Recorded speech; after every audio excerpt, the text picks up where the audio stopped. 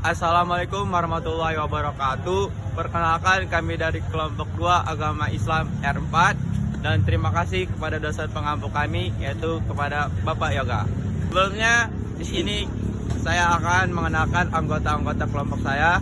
Yang pertama ada saya sendiri, yaitu Awangga Abel Sudiro dengan ujung NIM 127, dan ada teman-teman saya.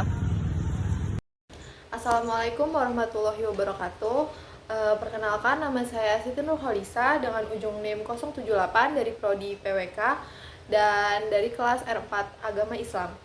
Di sini saya dari kelompok 2 dan mengambil tema tingkah laku baik cerminan iman kita, tingkah laku baik di masjid cerminan iman dan kebudayaan kita terhadap sesama.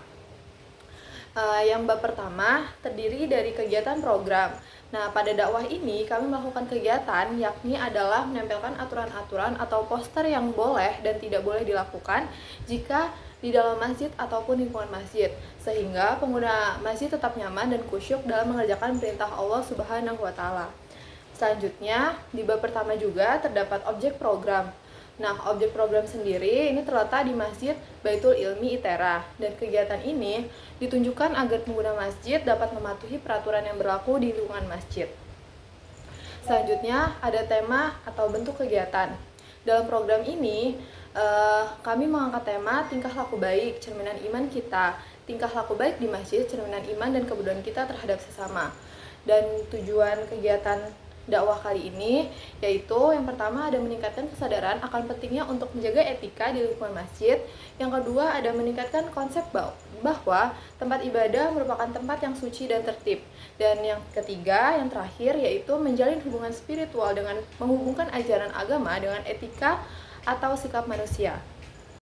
Pembahasan, apa sih manajemen dakwah itu?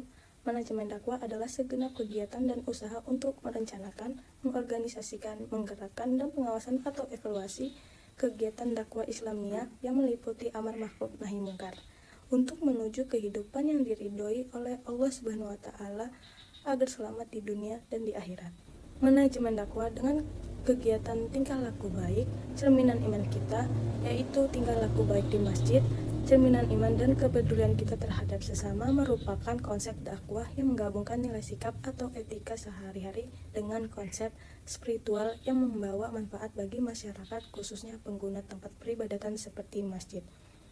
Selanjutnya di sini saya akan menjelaskan mengenai apa sih tujuan dari manajemen dakwah. Tujuannya diantaranya yaitu yang pertama yaitu untuk menanamkan kesadaran akan pentingnya akhlak di masjid. Yang kedua, untuk mendorong implementasi akhlak Islami di kehidupan sehari-hari. Yang ketiga, yaitu meningkatkan kepedulian sosial. Yang keempat, membangun keteladanan dalam berperilaku. Yang kelima, yaitu menciptakan lingkungan masjid yang kondusif dan harmonis. Selanjutnya, yang keenam, yaitu mengokohkan keimanan melalui akhlak yang mulia. Yang ketujuh, mendukung dakwah berbasis keteladanan. Dan yang terakhir, yaitu mewujudkan masjid sebagai pusat kehidupan Islami. Masuk ke dalam aspek-aspek manajemen dakwah. Yang pertama, perencanaan. Perencanaan dalam manajemen dakwah dimulai dengan mengidentifikasi masalah dan kebutuhan jamaah, lalu menyusun tujuan yang jelas dan terukur. Berbagai program dakwah dirancang dan dijadwalkan secara sistematis untuk mengatasi masalah tersebut. Yang kedua, pengorganisasian. Pengorganisasian dakwah dilakukan dengan membentuk tim.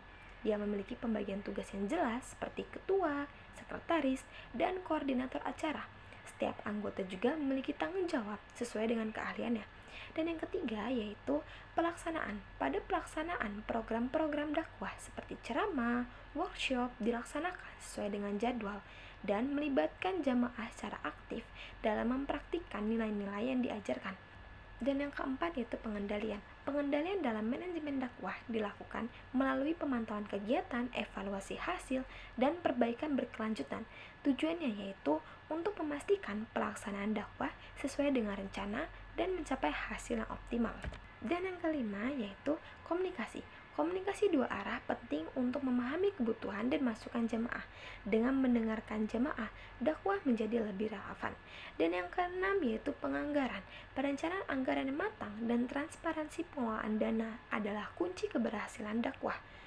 Dana umat harus dikelola dengan baik, transparan, dan akuntabel. Dan yang ketujuh yaitu sumber daya manusia.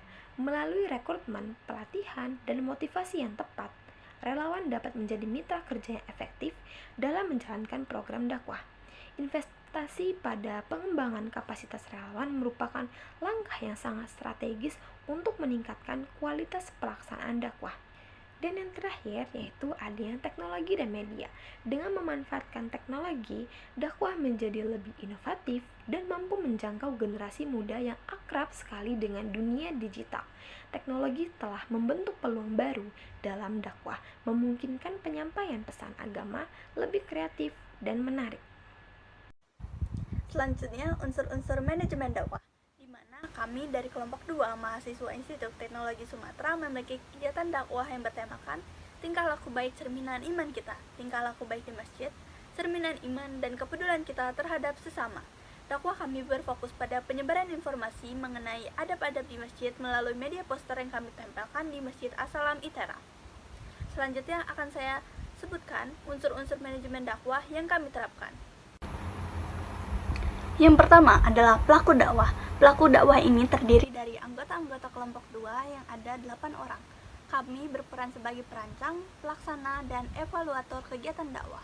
Lalu yang kedua, sasaran dakwah, yang meliputi jemaah Masjid As-Salam yang ada di ITERA, yang biasanya terdiri dari mahasiswa ITERA, dosen dan staf kampus, juga pengunjung masjid yang berada di luar kampus ITERA. Lalu yang ketiga, materi dakwah, yang kami sampaikan melalui poster berfokus pada edukasi tentang adab-adab di masjid. Lalu yang keempat, metode dakwah. Kami, kelompok 2, menggunakan metode dakwah yang praktis dan efektif melalui media poster. Lalu yang kelima, media dakwah.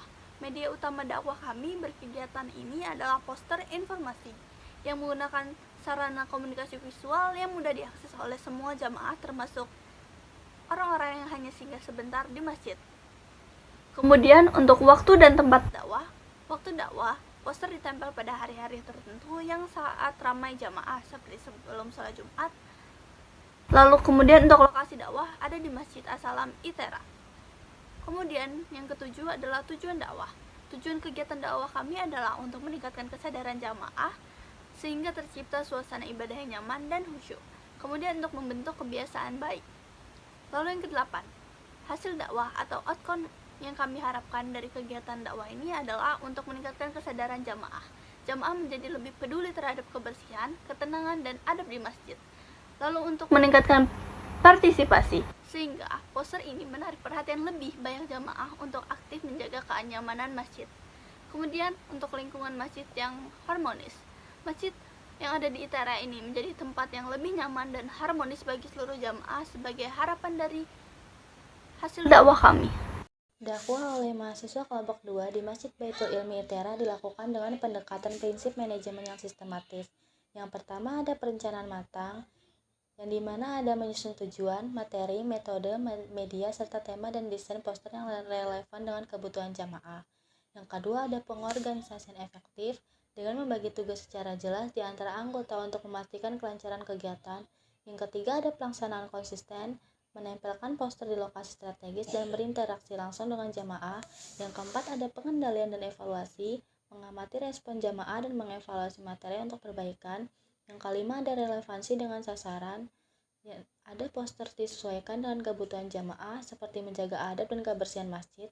Yang keenam ada partisipasi aktif, menggunakan poster sebagai alat komunikasi interaktif untuk mendorong refleksi dan kontribusi jamaah. Yang ketujuh ada kreativitas, menggunakan desain menarik, bahasa sederhana, dan pesan singkat agar efektif. Yang kedelapan ada keseimbangan duniawi dan akhirat, yang dimana dapat mengintegrasikan nilai sosial dan keagamaan dalam pesan dakwah. Yang kesembilan ada keterbukaan, dengan menerima kritik dan masukan untuk meningkatkan relevansi dan efektivitas dakwah. Yang ke-10 ada keberlanjutan, merancang dakwah sebagai kampanye jangka panjang dengan pembaruan materi secara berkala. Baiklah, di sini saya akan menerangkan tentang teknik analis SWOT. Apakah itu teknik analis SWOT? SWOT sendiri yaitu terdiri dari strengths, kekuatan, weakness, kelemahan, opportunities, peluang, dan threats. Yang selanjutnya yaitu adalah Kegiatan dakwah yang dilakukan oleh kelompok 2 di Masjid Baitul Ilmi ITERA merupakan sebuah inisiatif yang patut diapresiasi. Dengan tema yang relevan dan penggunaan media poster yang menarik, kegiatan ini berhasil menyampaikan pesan moral dan spiritual kepada jamaah masjid kampus. Secara keseluruhan, kegiatan dakwah kelompok 2 ini dapat menjadi contoh yang baik bagi kampus lainnya. Dengan semangat, kebersamaan, dan kreativitas, mahasiswa dapat berperan aktif dalam menciptakan lingkungan kampus yang lebih islami dan kondusif. Kegiatan dakwah yang dilakukan oleh kelompok 2 di Masjid Baitul Ilmi ITERA merupakan sebuah inisiatif yang patut diapresiasi. Dengan tema yang relevan dan penggunaan media poster yang menarik, kegiatan ini berhasil menyampaikan pesan moral dan spiritual kepada jamaah masjid di kampus. Secara keseluruhan, kegiatan dakwah kelompok 2 ini dapat menjadi contoh yang baik bagi kegiatan serupa di lingkungan kampus lainnya. Dengan semangat kebersamaan dan kreativitas, mahasiswa dapat berperan aktif dalam menciptakan lingkungan kampus yang lebih islami dan kondusif. Melalui penerapan prinsip-prinsip manajemen dakwah seperti perencanaan yang matang, perorganisasian yang efisien, serta evaluasi yang berkelanjutan, kegiatan ini berpotensi memberikan dampak positif dalam menciptakan suasana ibadah yang lebih baik di masjid kampus. Meskipun ada tantangan seperti keterbatasan waktu dan sumber daya, kegiatan ini tetap memberikan peluang untuk memperkuat kesadaran sosial dan meningkatkan partisipasi aktif jamaah dalam menjaga kebersihan dan ketertiban di masjid.